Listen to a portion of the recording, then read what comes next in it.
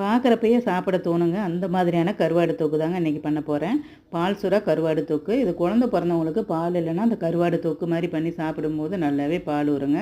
அதுக்கு ஒரு வாணல்ல கொஞ்சம் அதிகமாக எண்ணெய் தான் சேர்க்கணும். எண்ணெய் சேர்க்கும்போது தான் அந்த கருவாடு தொக்கு டேஸ்ட்டாக இருக்கும். எண்ணெய் நல்லா சூடேறதுக்கப்புறமா கடுகு, வெந்தயம் போட்டு தாளிச்சிட்டு ஒரு 10 பல்லு பூண்டு, சின்ன வெங்காயம் ஒரு 150 கிராம் பொடியாக கட் பண்ணுனது, கூடவே 4 தக்காளி பொடியாக கட் பண்ணது எல்லாத்தையும் போட்டு நல்லா குழைவா வதங்கினதுக்கப்புறமா காரத்துக்கு தகுந்த மாதிரி தனி மிளகாய்த்தூள், மல்லித்தூள், கொஞ்சமாக மஞ்சள் தூள் எல்லாத்தையும் சேர்த்து நல்லா பச்சை வாசனை போகிற அளவுக்கு வதக்கிட்டு அதுக்கப்புறமா நம்ம கழுவி வச்சுருக்கிற கருவாடையும் சேர்த்து ஒரு 10 நிமிஷத்துக்கு எண்ணெயிலே வதக்கிக்கலாம். எண்ணெயிலே வதங்கினதுக்கப்புறமா கருவாடு வேகிற அளவுக்கு தண்ணியும் சேர்த்துட்டு லைட்டாக கலந்து விட்டுட்டு மூடி போட்டு ஒரு 10 நிமிஷத்துக்கு வேக வச்சு எடுத்துக்கலாம். இடையில இந்த மாதிரி கலந்து விட்டுக்கிட்டே இருக்கணும், இல்லைனா அடி பிடிச்சிக்கும். இந்த கருவாடுக்கு பார்த்திங்கன்னா உப்பு சேர்க்கக்கூடாது. பால் சுறா கருவாட்டில் ஏற்கனவே உப்பு அதிகமாக இருக்கும். லாஸ்ட்டில் 10 இல்லைனா சேர்த்துக்கலாம். அவ்வளோதான் பாருங்கள், அருமையான பால் சுறா கருவாடு தொக்கு ரெடி. நீங்களும் ட்ரை பண்ணி பாருங்கள். இந்த வீடியோ பிடிச்சிருந்தால் லைக் பண்ணுங்கள்.